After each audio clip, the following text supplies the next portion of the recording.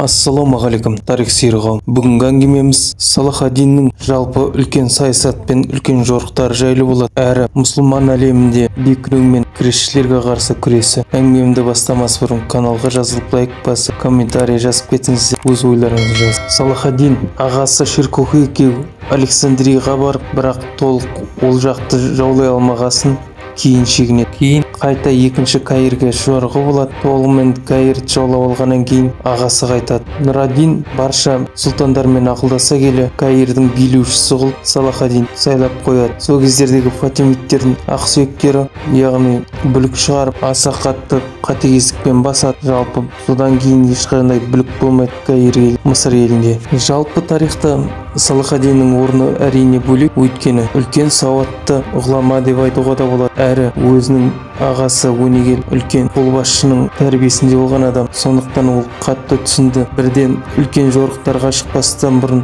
өз күшін жинап, беделі арта бастады. Әрі Каирде сопы мазхабтарын тарата бастады. Орнығуына бұрынғы фатимидтердің биліктерін, ықпалдарын азайтып қолдай бастады. Әрине бұл Нұр-ад-Динге ұнамады. Кейін ол жалдамалы өлтіруге адам жібереді, бірақ қастандық іске аспай Салахаддин аман қалады. Салахаддиннің өмір сүрген кезеңі жалпы кресшілердің үшінші жорығына сай келеді. Сол кездердегі ең үлкен бір қас жау деп айтуға да болады Людовикті, яғни арыстан жүрегі деп. Ол негізі ерлігі үшін емес, оның қатыгездігі үшін атағаны өзінің ағылшындар, яғни королі. Өйткені ол қатан бүлікшілерді, жауларын түгелде қыратын болған. Сондықтан қатыгез жүрегі үшін оны арыстан жүрегі деп те атайды. Ол жайлы Уолтер Скоттың Айвенго шығармасында толық білуге де болады. Жалпы Салахаддиннің білімі, тәрбиесі және өз сөзінде тұратын ұлы қолбасшы есебінде көптеген жазбалар бар европалықтардың. Өйткені бірінші кресшілер жорығы кезінде Иерусалимдегі барша мұсылмандар қауымын 80 мыңдай европалықтар жаулап алған кезде қырып салады. Бірақ ешқашан Салахаддин жай халықты қырған емес, әрі Иерусалим соңғы жаулап алғанда өз ақшасына кейбір адамдарға ақша төлеп еліне қайтаруға мүмкіндік берген деген. Ол жайлы европалықтар кейін жазады. Қаншалықты кен шын ниетті қолбасшы екен. Сондықтан да ол жалғыз мұсылман әлемде емес, христиан әлемде де ұлы қолбасшы әрі кең жүректі адам деп суреттейді. Салахаддиннің өмір сүрген кезеңінде көп еуропалықтар әрине кемелермен келеді. Сондықтан портты қалаларды бірінші алды, бірақ бекінуге асықпай олар үлкен бай қала, сол кездердегі қиыр шығыстың маржаны деп айтуға болады, Дамаскке асықты. Өйткені барлық сауда-саттық әрі бар байлық сояқпен өтеді. Сондықтан бәрі де Дамасктен алғысы келді. Және діни тамплиерлер сол кездердегі өз қоғамын құрып үлкен билікте болды, және көптеген әскері болды. Үнемі саудагерлер тонағасын, әрі байда болды. Көптеген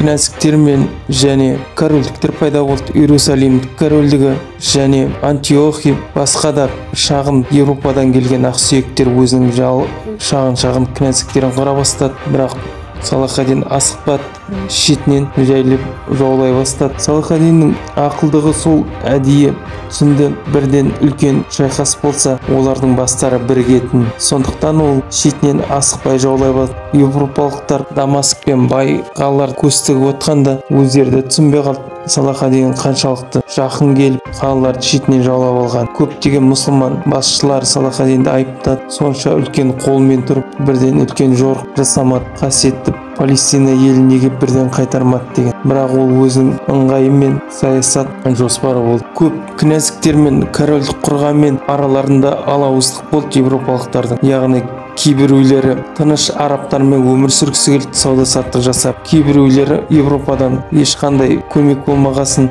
осы яқтан тонап үлкен байлыққа ие болғысы келді. Яғни Европадан көбісі жолы болмаған адамдар келді. Я мұрагерлігі жоқ, я байлығы жоқ. Сондықтан ашкөзбен тонай бастады. Жалпы Голливудта түсірілген Аспан патшалығы деген киноның тарихқа сәйкес келуі рас, бірақ кейіп персонаждардың жастарын өзгерткен. Үлкен бір түрткі болған, яғни Салахаддиннің қарындасын өлтіруі, Рено де Шатинонның және саудагерлерді тонау үдей кеткені түрткі болды Салахаддинге қысым жасалды қайта жорық жайында. Толығымен Палестина, Иерусалим, басқа да көптеген қалаларды жаулап алғаннан кейін кресшілердің күштері және соншалықты бірінші, екінші кресттік жорықтан кейінгі жеңістері мен жетістіктеріне қайтарып оралуына мүмкін болмады. Яғни толыққанды беттерін қайтарып қасиетті Палестинаны жаулап алды. Одан кейінгі де ұрпақтарды қорғап, Салахаддин аюбиттер әулетін құрады. Жалғыз Мысырды емес, толыққанды солтүстік Африка мен қиыр шығыстың бәрін Бағдатқа дейін биледі. Яғни